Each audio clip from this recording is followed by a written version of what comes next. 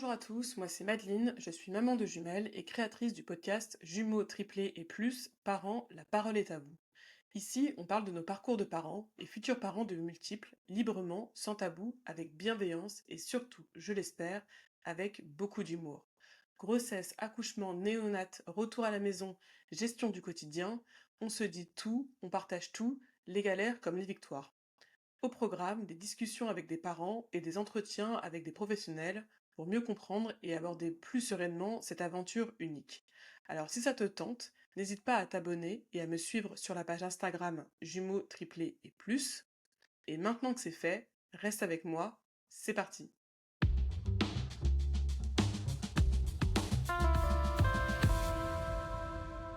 Dans l'épisode d'aujourd'hui, je reçois Clémence, maman de jumelles de 6 ans, Manon et Amélie, et d'Axel, leur grand frère de 9 ans. Clémence, c'est une super maman pleine de ressources, capable de trouver une solution même dans les situations les plus improbables. Mais comme toutes les super-héroïnes, maman de multiples, elle n'est pas infaillible, surtout quand il s'agit de jongler entre les sollicitations souvent simultanées de ses 3 enfants. Avec Clémence, on revient sur son parcours aussi riche qu'inspirant, de l'annonce de sa grossesse gémellaire, digne d'un grand 8 émotionnel, à la gestion d'une fratrie avec des jumelles en bas âge pendant les confinements et les conséquences physiques et mentales, et bien entendu, l'importance de prendre soin de soi. J'espère que vous aimerez cet épisode autant que j'ai aimé l'enregistrer.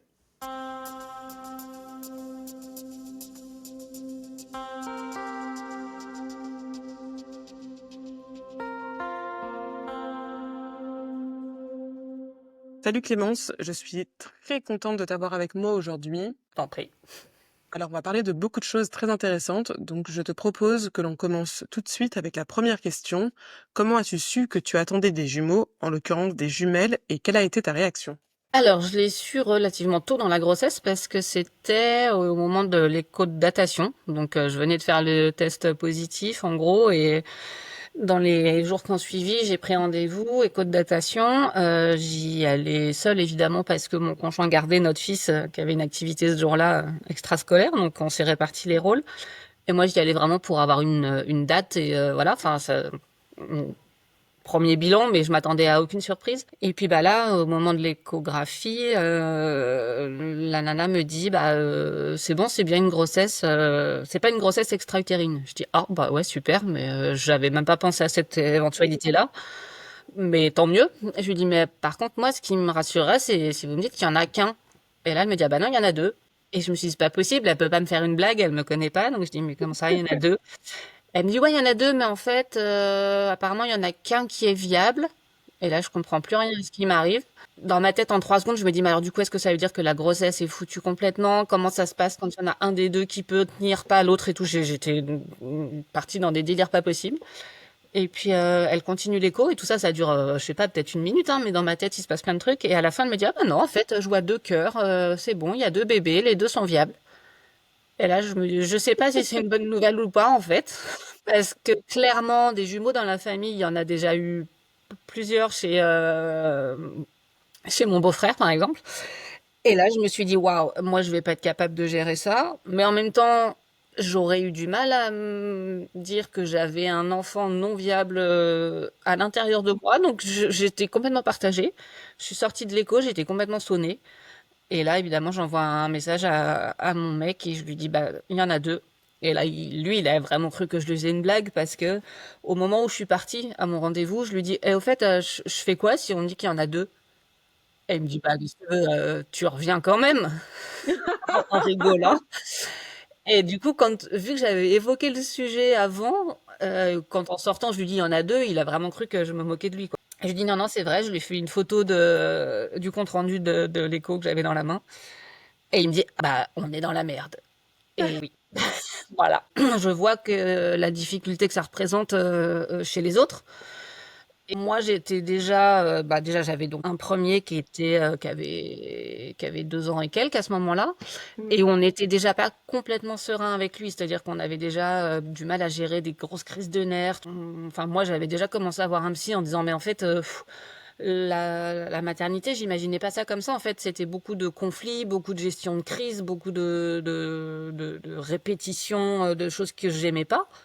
En me disant: «Mais j'ai pas fait des enfants pour me battre avec eux toute la journée, en fait», et du coup, voilà, c'était pas évident, en fait, de devenir maman. Enfin, voilà, ça l'a été, sur ces années, premières années avec mon fils, ça a pas été évident.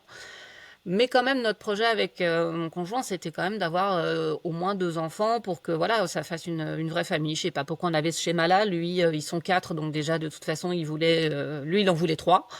Moi, j'avais dit: «Oh là, 2 déjà, c'est bien». Et puis bon, voilà, quand on a vu comment on galérait avec un, on s'est dit, OK, on tente le deuxième. Il y aura quelques années un peu dures au début, mais bon, après, on sera content d'avoir une fratrie, ça des beaux moments en famille. Et là, quand on me dit, en fait, il y en a 2, je me dis: «Ouais, bah là, c'est foutu». Enfin, déjà un, on avait du mal, mais tu nous en remets 2 de plus, c'est foutu. Mais c'est assez fou ce que tu nous racontes, parce que justement, tout à l'heure, tu disais que dans ta famille, il y a déjà des jumeaux. Je crois que c'est ton beau-frère qui a plusieurs paires de jumeaux. Et toi, alors même que que c'était un no-go de ta part, ça vous a jamais traversé l'esprit, vous vous êtes jamais dit que, bah si, vous pouviez aussi avoir des jumeaux. Eh ben, naïvement, pas du tout. Pas du tout, parce qu'en fait, du coup, c'est le frère de mon conjoint. La première paire qu'ils ont eue, c'était avec stimulation médicale, tout ça. Donc, c'était pas une PMA, mais il y avait eu de l'aide et du coup, c'était quand même des probabilités un peu plus élevées de grossesse gémellaire. Donc voilà, ils ont eu des faux jumeaux, comme les gens disent. Et on s'est dit, voilà, c'est pas naturel, donc il n'y a pas de souci. Par contre, eux aussi ont voulu avoir un troisième pour voir ce que ça faisait d'avoir un petit bébé tout seul. Et ils ont eu de nouveau une paire de jumeaux. Cette fois, une grossesse spontanée, naturelle, monozygote. Et donc là, j'aurais dû tilter qu'il y avait un, un petit risque dans la famille. Mais honnêtement, j'ai absolument pas envisagé ce risque-là, entre guillemets, au moment de la réflexion du deuxième enfant ou même avant d'être enceinte. Ça m'a traversé l'esprit vraiment au moment où j'ai claqué la porte avant d'aller passer mon écho de datation en disant, mais au fait, peut-être que nous aussi, on va pouvoir nous dire qu'il y en a 2. Mais j'y croyais pas, enfin non. Et après, comment ça se passe? Comment ça se passe une fois que tu as intégré l'information que tu attends des jumeaux et surtout une fois que tu comprends que vous passez plus d'une famille de 3 à 4, mais d'une famille de 3 à 5? Est-ce que ça a un impact sur votre organisation? Ça a un impact sur vos plans initiaux? Clairement, il y a eu des impacts parce qu'effectivement, nous, on s'est dit, bon, bah, on fait le deuxième enfant, ils seront 2 dans la chambre, il n'y a pas de problème. Enfin, voilà, à Paris, on habite dans un appart correct. Oui, chacun n'aura pas sa chambre, mais c'est pas grave. Moi, j'étais avec mon frère pendant une dizaine d'années quand je suis pas traumatisée. Donc voilà, on se disait, bon, bah, très bien, reste où on est, on aménage un peu les chambres et ils seront 2 ensemble. Bah, à partir du moment où on me dit non, que j'en attends 2, bah là, clairement, c'était plus possible. Donc, en même temps que tu apprends que tu es enceinte et que tu as des jumeaux, tu dois chercher un appart. Voilà, c'est un stress supplémentaire parce que tu te dis, mais je peux pas tout gérer en même temps. Et en fait, si, donc voilà, on a enfin, on a cherché un appart, on a acheté une voiture parce qu'avant on n'en avait pas en se disant, bah, à Paris, de toute façon, on n'en a pas vraiment besoin, c'est trop galère de se garer, tout ça, donc non. Puis après, on s'est dit, ouais, mais en fait, si on veut pouvoir bouger un minimum avec nos 3 gosses, il faut quand même qu'on ait une voiture. Donc, on a acheté le familial grand, 7 places, avec le coffre énorme pour la poussette double, n'est-ce pas? Qui prend une place monstrueuse. Et voilà, et pour finir sur la logistique, bah effectivement, enfin, au mois d'août, on visitait des appartes pour acheter. Du coup, on s'est dit, on était en location, on s'est dit, autant qu'à faire maintenant, on va acheter. Et on a signé le 29 décembre. Les filles sont nées le 3 janvier. Et à partir du moment où on a eu les clés, bah là, on a commencé les travaux. Il fallait tout refaire. Donc, gestion de chantier, aller choisir le carrelage chez Leroy Merlin, aller tout choisir en fait, hein, clairement. Et ben, je sais absolument pas comment j'ai fait pour gérer ça. Bon, j'étais pas toute seule évidemment, mon mec était là, mais lui, il avait pas des bébés dans le ventre et il avait pas eu un accouchement. C'était voilà, comment on a pu gérer ça de front les deux, je ne sais absolument pas. Je me souviens très bien de cette phase-là, mais j'ai aucune explication sur comment c'est possible. Quand je vois dans l'état où je suis maintenant de délabrement physique, de fatigue, de tout me paraît le bout du monde à faire. Là, sur le moment, je sais pas, on s'est senti super puissant. On était super puissant. C'est juste que j'imagine que j'ai accumulé un stress et une fatigue assez impressionnante et que au fur et à mesure après, ça ne m'a pas aidé à supporter le reste du quotidien, la reprise du boulot. Enfin, tu vois, ces choses-là où Je pense que si j'étais restée plus tranquille chez moi avec mes 2 bébés, j'aurais été peut-être plus sereine, reposée après, j'en sais rien, je le saurais jamais. Bon, après j'ai au moins cette fierté-là d'avoir réussi à tout faire, à ce moment-là, quand il fallait et qu'on en avait vraiment besoin, donc voilà. Ah mais c'est clair que tu peux être fier de toi. Toute l'énergie que tu as dû mobiliser pour tout gérer de front, ta grossesse, l'accouchement, tes jumelles, ton aîné, la gestion du quotidien, le boulot, l'achat de la maison, les travaux, c'est vraiment énorme.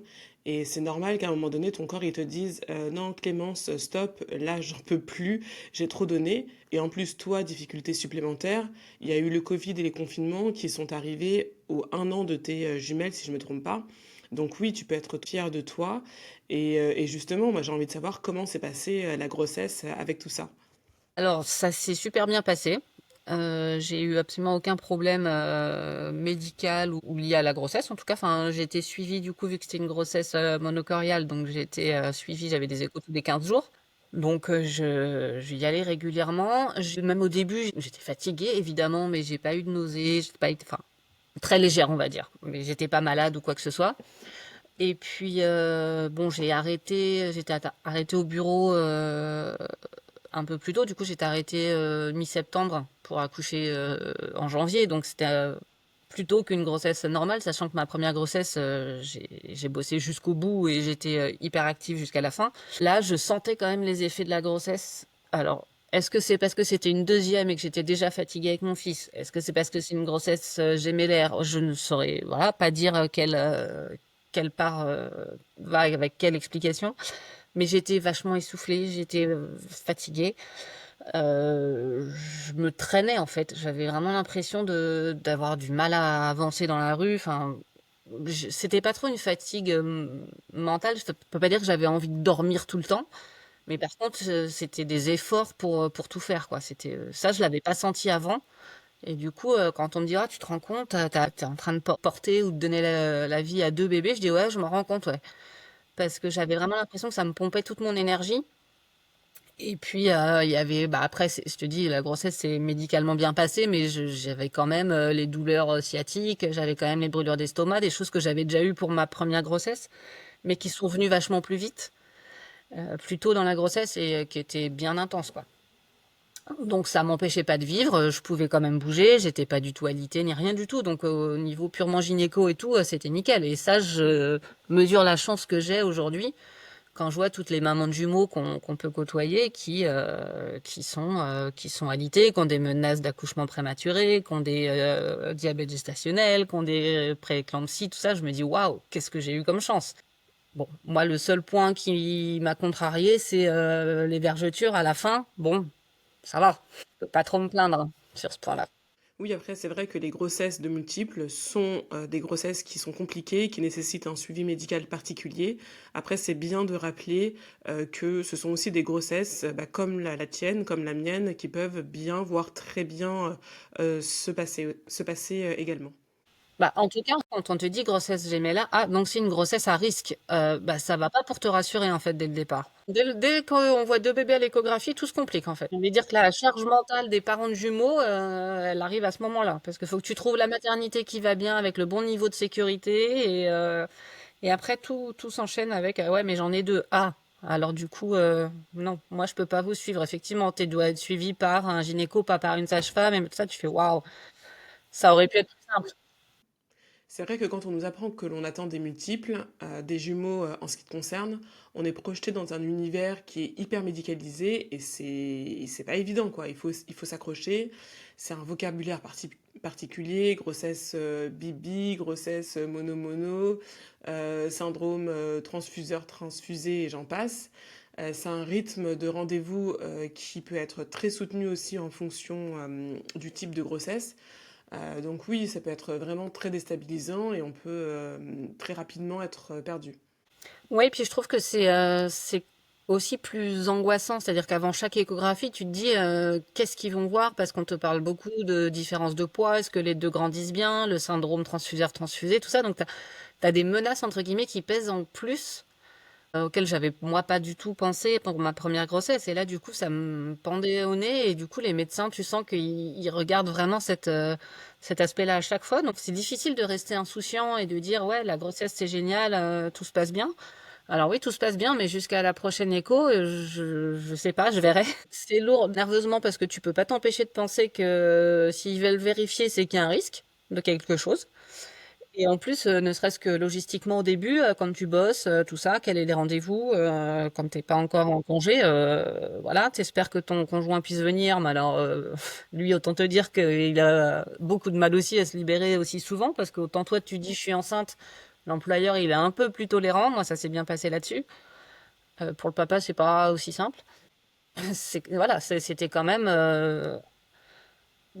assez contraignant au début, enfin faut bien le dire quoi. Et est-ce que tu estimes que quand tu as su que tu attendais des jumelles, que tu as été suffisamment accompagnée par ton équipe médicale sur des sujets comme l'accouchement, comment se déroule un accouchement de jumeaux, ou est-ce que tu es partie chercher l'information par toi-même? Alors, j'ai pas été chercher l'info par moi-même, c'est-à-dire j'ai pas été voir des émissions, des podcasts, des choses comme ça, mais par contre, les équipes médicales tout au long de la grossesse, elles m'ont vraiment bien informée.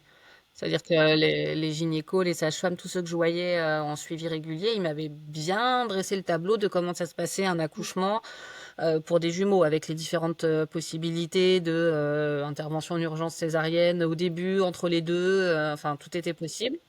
Ça, il m'avait bien dit. Il m'avait dit que de toute façon, je serais au bloc opératoire avec tout un tas de personnes. Il m'avait expliqué que j'aurais, j'ai oublié depuis, mais que j'aurais le gynéco, j'aurais un anesthésiste, j'aurais plusieurs infirmiers, j'aurais plusieurs puéricultrices pour chaque bébé. Enfin voilà, l'histoire que je sois préparée à d'une être au bloc de toute façon et de deux avoir beaucoup de monde autour de moi.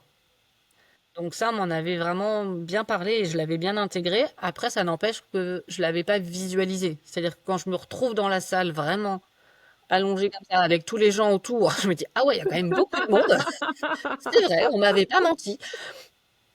Mais voilà, c'était clair dans ma tête et je savais à quoi m'attendre. Non mais c'est parfait. Et du coup, dans quel état d'esprit tu étais pour cet accouchement? J'étais, je dirais pas plutôt détendue, mais franchement pas loin parce que je pense que je prenais pas du tout conscience de ce qui pouvait arriver. C'est-à-dire qu'au final, j'ai eu un accouchement de rêve. C'est-à-dire que à la base, on m'avait programmé la date d'accouchement. Donc le 3 janvier, c'était une date programmée. J'avais rendez-vous à 8h30 le matin à la maternité pour une hospitalisation pour l'accouchement. Et au final, quand je suis arrivée, donc j'allais super bien. Enfin, j'avais pas de contraction, j'avais rien, tout était nickel. Enfin, j'étais en pleine forme. Avec mon petit baluchon, voilà, c'était mon père qui nous avait emmenés, il nous attendait en bâtiment. Tout était prévu, organisé, notre fils aîné était parti chez les autres grands-parents, tout était bien prévu. On savait que ça devait être ce jour-là, donc c'est beaucoup plus facile d'anticiper. Donc j'arrive dans cet état d'esprit-là, pas du tout en panique ou quoi que ce soit, comme on pourrait avoir un accouchement d'urgence, quoi. Ouais. Et puis sur place, bon, il se trouve qu'aux différents examens, la sage-femme a fini par me dire, mais je vois quand même au monito, il y a pas mal de contractions, donc on va attendre avant de déclencher. On va voir ce qui se passe naturellement. Donc bon, ok, bah très bien. Donc on attend, et puis ça a travaillé progressivement, pas plus rapidement que ça, mais quand même ça avançait. Et puis bon bah, à un moment ils m'ont dit, bah on va rompre la première poche des os. En général, ça accélère un peu le travail. Et effectivement, ça a accéléré pas mal le travail et donc ça a déclenché l'accouchement direct et je suis allée en salle d'accouchement autour de 19h le soir alors que j'avais été prise en charge à 9-10 heures le matin. Donc il y en a qui ont un travail beaucoup plus long que ça. Tu vois, même ça, je me dis j'ai eu de la chance en fait parce que j'ai pas beaucoup souffert, j'ai été bien prise en charge, tout s'est déclenché, j'étais déjà prise en charge donc ça pouvait que bien se passer. Et en plus, là, je me souviens, la chance que j'avais eue, c'était que ce jour-là, c'était le médecin gynéco qui m'avait suivi sur toute la grossesse. Donc j'étais contente parce que j'avais bien accroché avec elle et elle m'avait dit, par contre, je peux absolument pas vous garantir que ce sera moi le jour de l'accouchement. Et bon, voilà, la petite surprise, c'est que c'était elle. Donc on était toutes les deux contentes de se retrouver à ce moment-là. Et puis bah voilà, une fois que j'ai été en salle d'accouchement, j'étais bon bah j'ai un peu mal, faudrait quand même que ça se passe. Et après, j'ai pas du tout compris ce que j'étais en train de faire quand on parle du côté extraordinaire au sens propre, du côté magique, fabuleux, tout ce qu'on veut de la naissance de jumeaux. Parce que bah, là, du coup, il fallait attendre que mon conjoint arrive avec son équipement de salle d'op, là. Donc, il était très mignon avec sa blouse, sa Charlotte et tout. Bon, génial. Et en fait, on attendait que lui pour que je commence à pousser. Donc dès qu'il est arrivé, ils m'ont dit c'est bon, vous pouvez y aller. Et voilà, j'ai poussé 2, 3 fois, elle est sortie la première. Et là, on te met ton bébé sur toi. Ouais. Et donc ça me rappelait mon premier accouchement. Enfin voilà, j'ai mon premier bébé. Et puis on te dit, eh ben maintenant, faut recommencer. On repousse. Et là, tu te dis, attends, là, il y a un truc, un truc bizarre en fait. La dernière fois, j'ai poussé, on m'a donné mon bébé, puis c'était fini. Et là, expulser un enfant quand tu as déjà un nouveau-né sur toi, là, j'ai compris que ça basculait à ce moment-là, en fait. Mais donc, c'est vraiment particulier. Puis bah, après, voilà, tu as la rencontre, tu as les deux. Enfin, moi, j'ai eu de la chance, tout allait bien pour moi, pour les bébés. Donc, ils m'ont posé les deux sur moi pendant un petit moment, le pot à pot. Voilà, on a pu faire des photos avec l'équipe. Enfin, voilà, tout était génial à ce moment-là. Et jamais j'ai paniqué, jamais j'ai dit je pourrais pas, j'y arriverai pas ou quoi que ce soit. Enfin, Ouais. ça, je me suis laissée porter, en fait. J'étais pas en panique, en hurlant partout, en arrachant tout, en défonçant la main de mon mec. Non, j'étais plutôt zen. Mais quelque part, ça m'étonne vachement de moi, en fait, parce que j'ai tendance quand même plutôt à être super stressée, à imaginer à chaque fois le pire de tout ce qui peut se passer, tout ça. Et là, a posteriori, je me rends compte que je voulais pas imaginer, ou alors je n'y arrivais pas, ou j'en sais rien, mais je trouve ça hyper étonnant que je sois pas partie accoucher en me disant, là là, mon Dieu, ça va être horrible, je vais avoir mal pendant des heures, le déclenchement, ça va pas bien se passer, je vais partir en césarienne. Enfin, j'aurais pu me mettre ça en tête facilement, me connaissant. Et là, pas du tout. Je prenais les choses l'une après l'autre. Et ça, Eh bien, tant mieux, tant mieux Clémence, je suis contente pour toi. Tu nous as rappelé déjà qu'une grossesse gémellaire pouvait très bien se passer. Et là, tu nous rappelles qu'un accouchement de jumeaux peut aussi très bien se passer. Et c'est important qu'on se le dise, surtout pour toutes les mamans de multiples qui nous écoutent. Ouais, mais c'est vrai que moi je trouve que le monde médical, pour le coup, nous prépare plus au pire, aux difficultés, à tout ce qui pourrait mal se passer. Et que du coup, le fait que moi tout se passe bien, limite j'ai l'impression d'être un ovni, d'être un cas particulier, un truc comme ça. Et c'est vrai que je me rends pas compte par rapport aux autres mamans de jumeaux à quel point j'ai de la chance en fait. Est-ce que c'est juste que on entend tous les risques et tous les attention, il peut se passer ça, et du coup on se dit bah forcément ça doit arriver s'ils nous préviennent. Mais à quel point ça arrive vraiment fréquemment ou pas, je saurais pas dire. Mais moi j'ai vraiment eu l'impression de passer à travers les mailles du filet et d'avoir une chance Mhm. extraordinaire. Bah, honnêtement, je sais pas parce que moi je suis dans un cas qui est similaire au tien. J'ai une grossesse qui s'est bien passée et un accouchement qui s'est aussi bien passé. Donc je ne sais pas si c'est de la chance ou moi je considère en fait que c'est tout simplement un autre scénario. Mais en tout cas, ce qui est vrai, c'est que le monde médical te prépare, comme tu dis, au pire ou en tout cas a tendance à te présenter les situations les plus à risque en oubliant de dire qu'il s'agit d'une éventualité, mais que l'autre éventualité, c'est celle où ça se passe bien. Et c'est pour ça que de temps en temps, que je répondais, je suis pas une accro non plus du groupe Facebook de jumeaux et plus, mais enfin, j'étais membre et effectivement, quand je voyais des mamans en panique, notamment au niveau de la césarienne, parce que moi, pendant toute la grossesse, j'étais persuadée qu'en ayant des jumeaux, j'étais condamnée à avoir une césarienne. Pour moi, c'était évident, notamment peut-être parce que ma belle-sœur qui a eu ses deux pères, elle a eu deux césariennes. Mais du coup, pour moi, les deux, c'était lié, jumeaux égale césarienne. Et en fait, assez tard dans la grossesse, j'ai appris par l'équipe médicale qui me suivait que, ah mais non, pas du tout.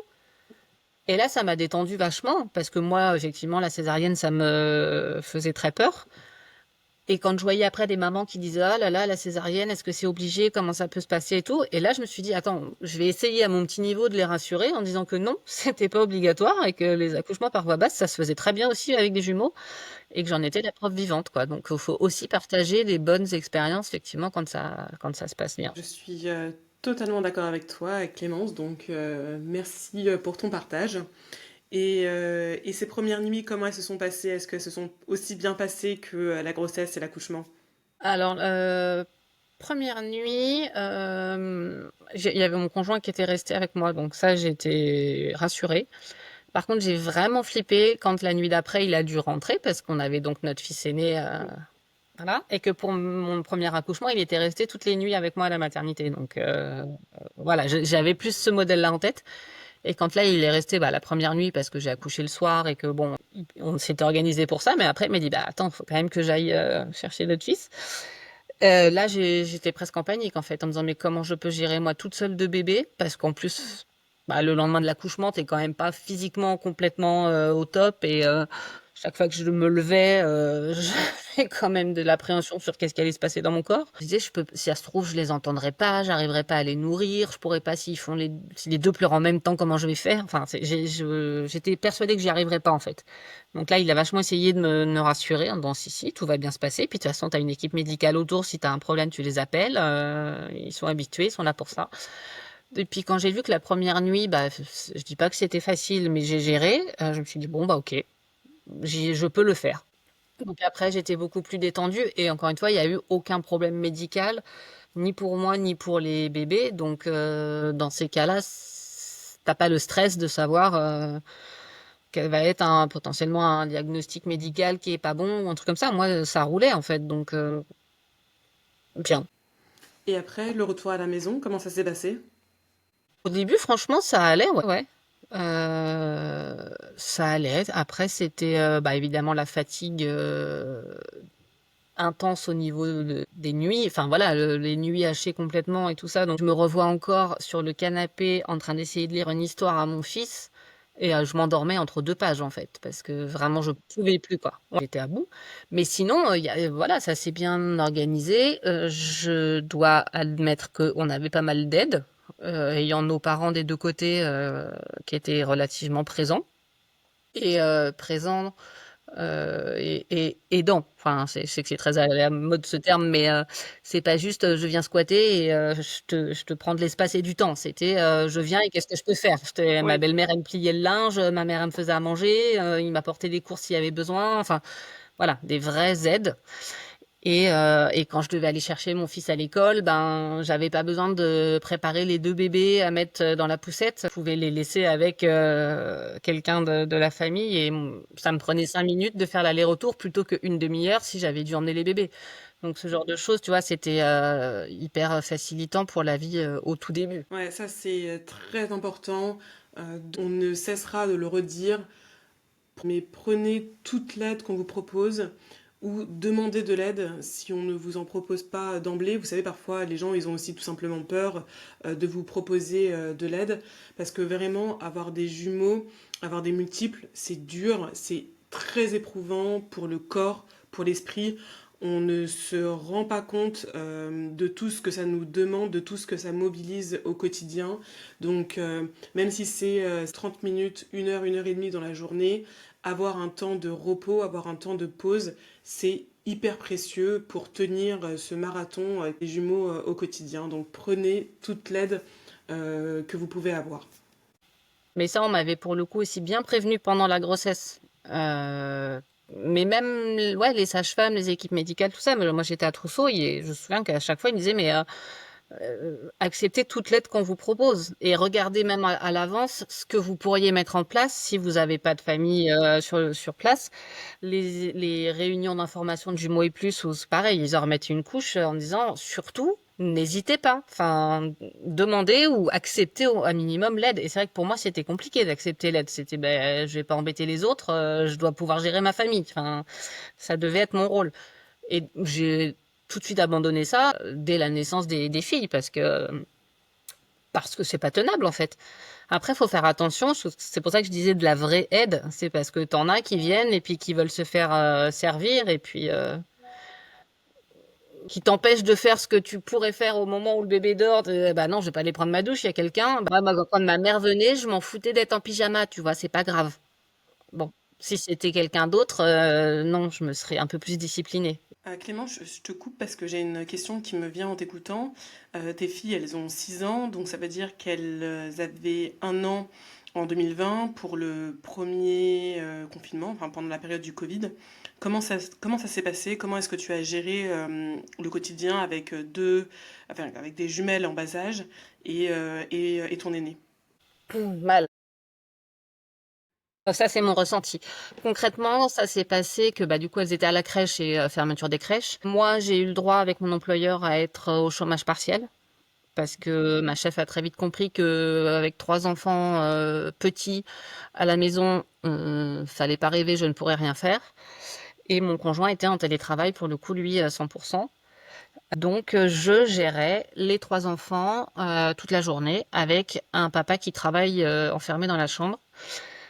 Et ça a été vraiment horrible parce que tout le monde tournait en rond, parce que chacun avait besoin d'attention au niveau des enfants. C'est-à-dire que entre des filles qui avaient 12, 13, 14 mois et mon fils qui avait plus de 3 ans, clairement, je pouvais pas les occuper de la même manière. Mon fils avait besoin tout le temps, il me demandait, tu viens, on fait ça, on fait un jeu, tu me lis une histoire, on fait des dessins, on fait des machins.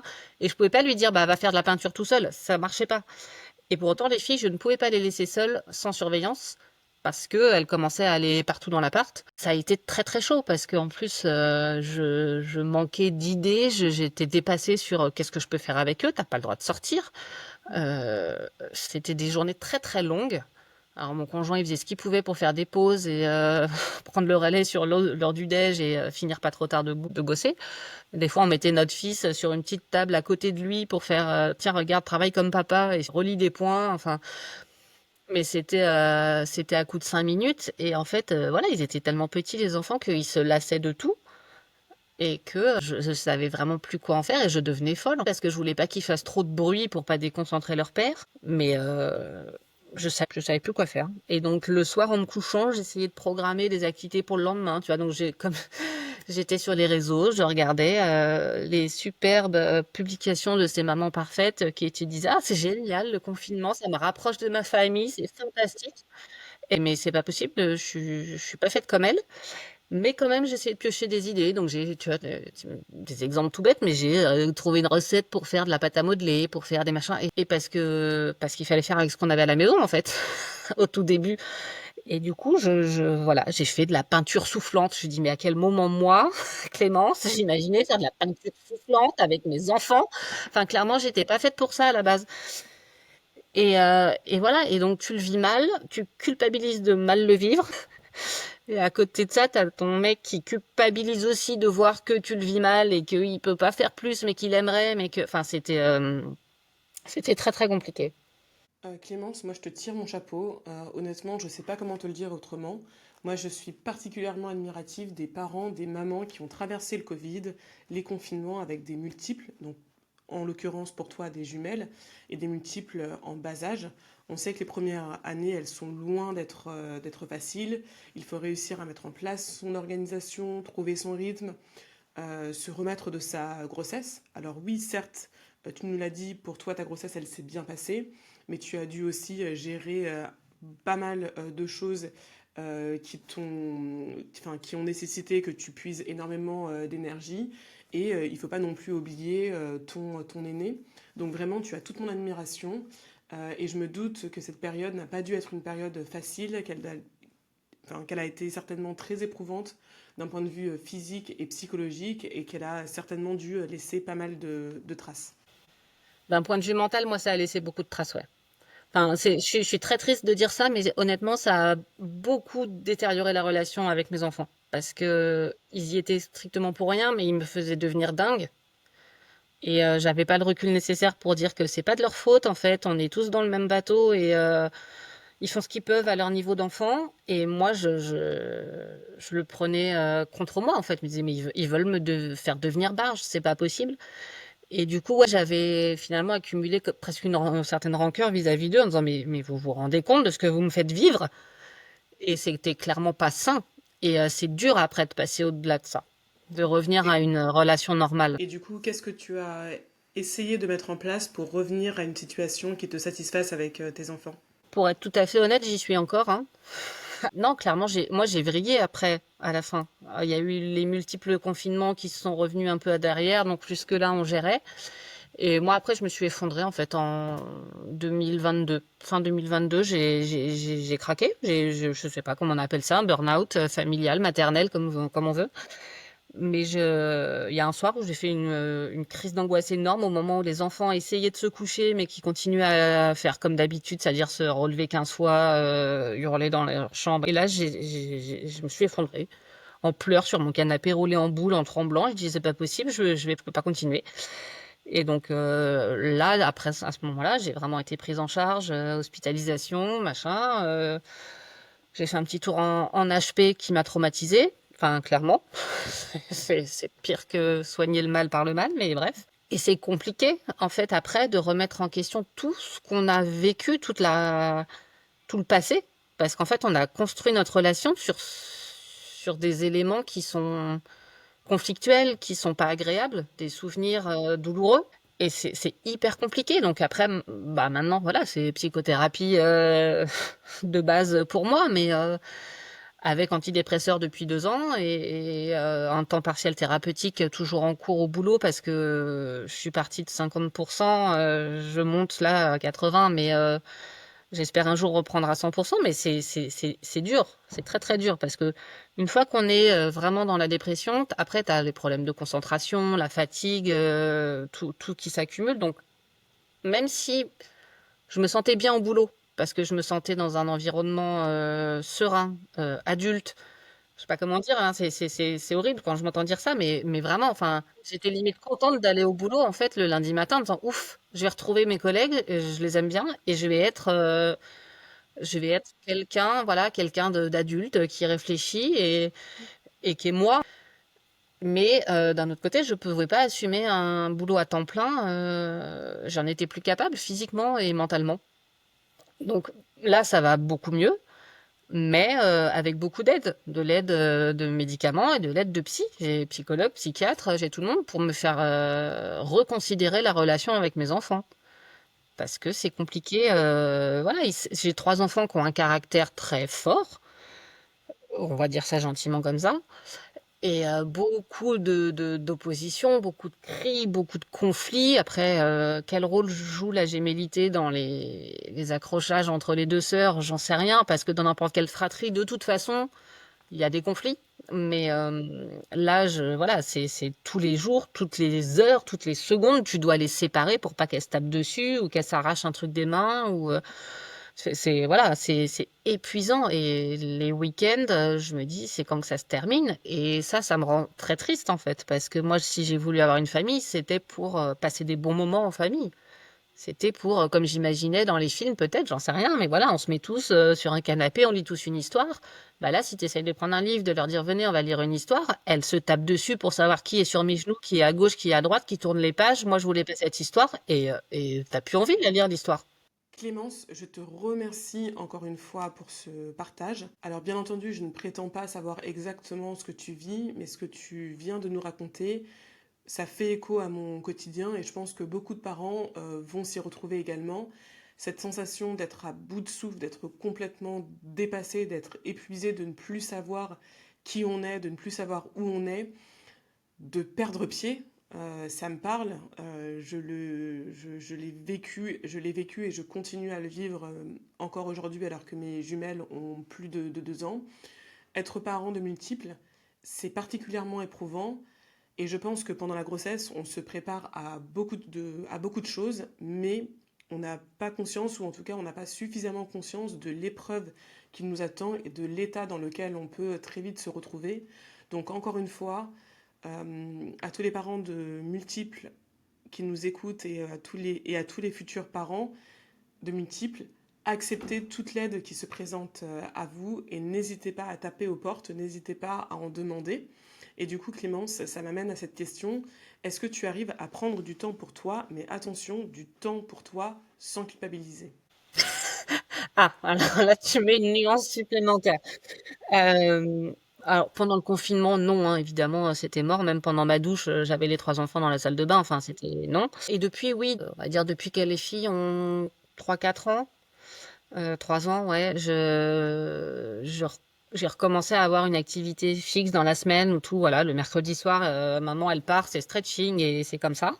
Des sorties avec des copains le soir, oui aussi, mais là pour le coup c'est rare et c'est des organisations qui se prévoient longtemps à l'avance pour qu'elle ait une date où ça vient à peu près.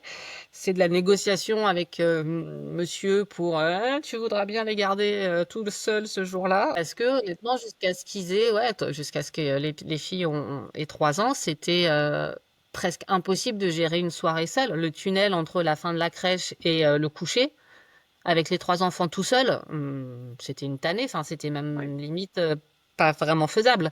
Donc, quand je voulais avoir juste aller à un resto avec une copine, hein, enfin, j'avais plus de chance, on va dire, si je proposais directement en disant, tiens, mes parents peuvent venir te filer un coup de main ou bah, demande à ta mère ou parce que tout seul, c'était vraiment galère. Donc, ça donne pas envie de sortir, en fait. Vraiment compliqué, ça. Mais au bout d'un moment, on a quand même compris que c'était une question de survie, en fait, de sortir. Donc on chacun de notre côté et ensemble, quand même aussi, il y a le couple, hein, faut tout un autre sujet, mais donc ouais, du temps pour moi, je dirais que j'en ai plus eu à partir du moment où j'ai fait ma vraie dépression et que j'étais en arrêt. J'étais en arrêt pendant longtemps, Ouais. enfin pendant 2 mois. Après, j'ai repris à 50%. Donc là, j'avais du temps pour moi. Et tout l'enjeu, c'était de ne pas l'occuper à trier les affaires des enfants, faire le ménage, remplir le frigo et tout ça. Et ça, c'est pareil, j'ai été coachée par la psy. Mais vraiment pour moi, voilà, d'aller faire du shopping, d'aller déjeuner avec qui je voulais, de me prévoir des massages, de faire des trucs. Et j'ai mis du temps avant de m'y faire. Et puis, de temps en temps, j'ai besoin de me rappeler à l'ordre aussi en disant, bah voilà, le mercredi, je travaille pas.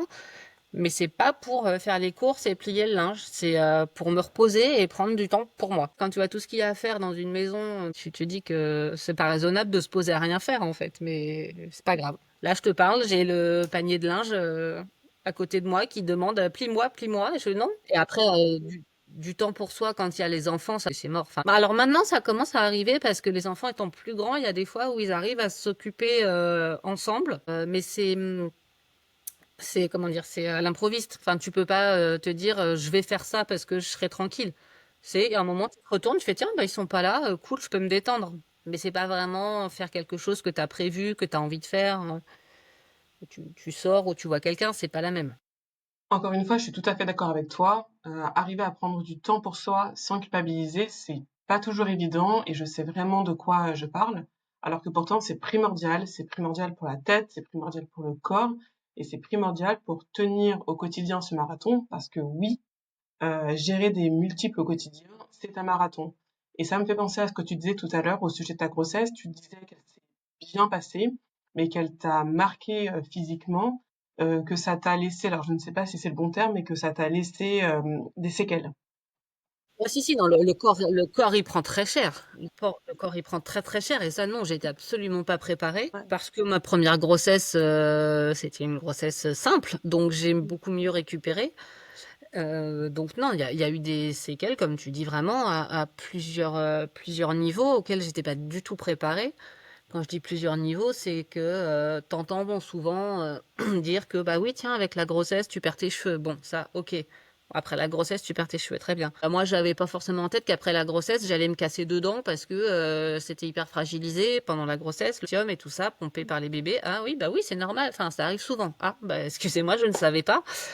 Donc, voilà, super, je me retrouve chez le dentiste en urgence 2 fois en 1 an parce que j'ai des dents qui cassent. Voilà, après, je m'étais fait opérer de la myopie il y a une dizaine d'années. Bah, la myopie, elle est revenue. Ah, bah, et ça, c'est quelque chose que je ne supporte plus, c'est qu'on me dise, bah oui, madame, c'est normal, vous avez eu des jumeaux. Bah ouais, mais donc du coup, j'ai un corps complètement déformé. Voilà, j'ai plein de douleurs partout. J'ai mon ventre, voilà, c'est mou, c'est flasque, c'est strié, c'est moche. Les abdos, bah, diastasis important qui a jamais vraiment repris sa place, donc bah c'est déformé et il y a des mouvements où musculairement les abdos ils suivent pas. Il y a les douleurs au dos. Bah oui, mais vous portez deux bébés, madame. Bah oui. Et donc je fais comment? Sinon, je suis condamnée à avoir mal partout jusqu'à la fin de ma vie parce que j'ai porté deux bébés. Et voilà, enfin toutes ces choses-là où j'ai eu, voilà, tu te retrouves chez le médecin, j'ai mal au poignet. Bah oui, c'est des tendinites à force de porter les enfants. Ok. Donc je me suis retrouvée avec deux attelles, une de chaque côté, et des bébés à changer tous les jours. Enfin voilà, toute la journée. Tu fais bah super. Ah bah oui, mais c'est les bébés. Et du coup, il y a un moment, je passais mon temps chez, bon, bah, dentiste et tout ça, mais ça a été quand même plus ponctuel, mais chez kiné, ostéo, pour essayer de remettre les choses en place. Et ça, moi, j'ai eu beaucoup, beaucoup de mal à l'accepter parce que j'avais pas signé pour que je souffre encore là, 6 ans après avoir accouché, tu vois. Et c'est vraiment le cas. Après, il y a le stress, il y a la fatigue qui s'accumule. Je dis pas que tout est lié purement à la grossesse.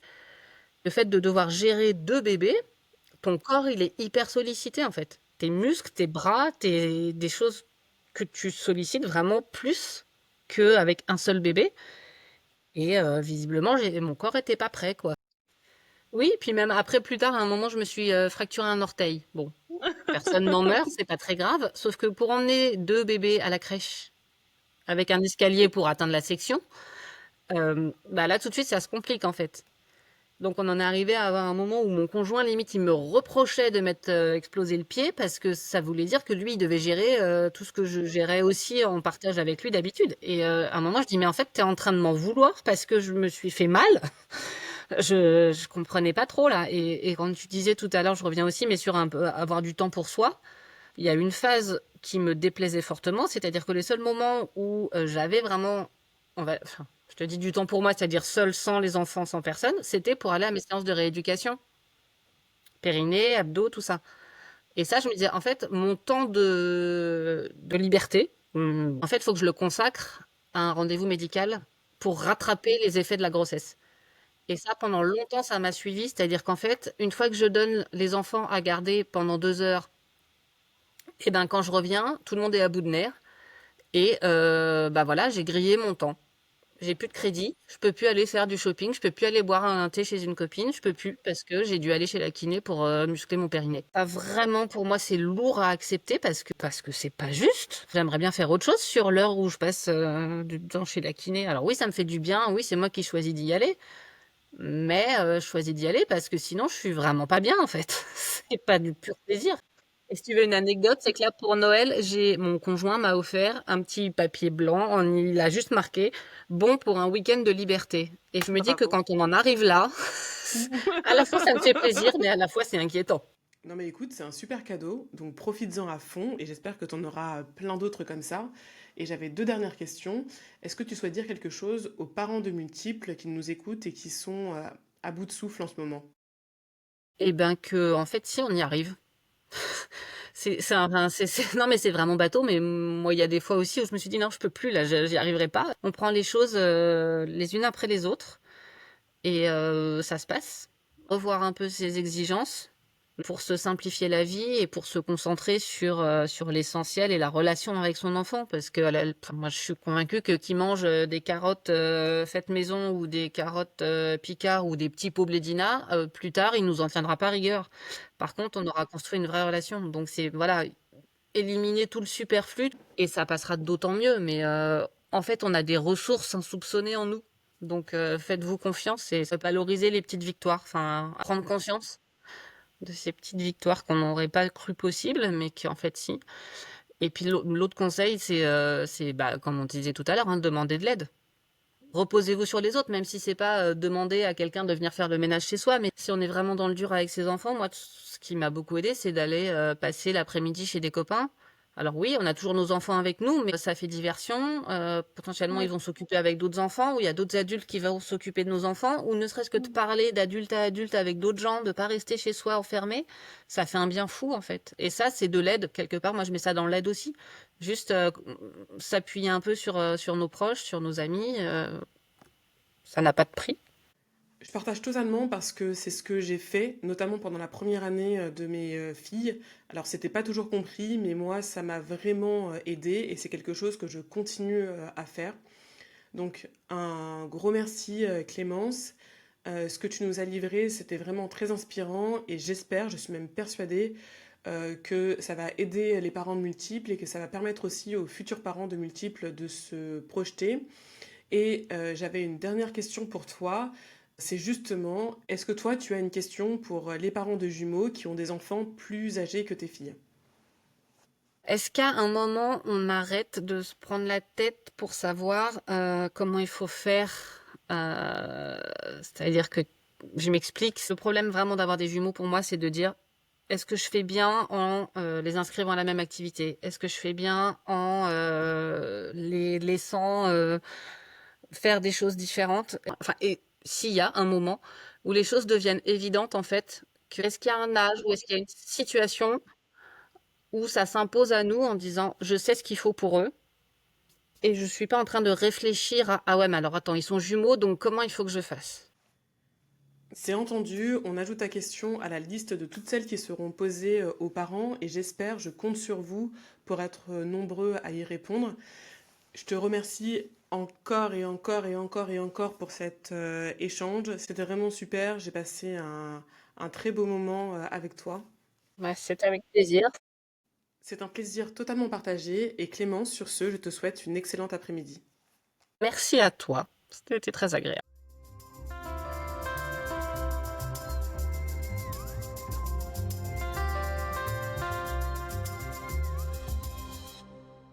Merci à toutes et à tous d'être restés avec moi tout au long de cet épisode. Alors je vous rappelle la question de Clémence. Y a-t-il un moment, un âge ou une situation où les décisions à prendre pour nos jumeaux deviennent évidentes, voire s'imposent naturellement à nous? La question sera postée sur la page Instagram jumeaux triplés plus et en attendant de découvrir vos réponses, je vous dis à très vite pour un nouvel épisode.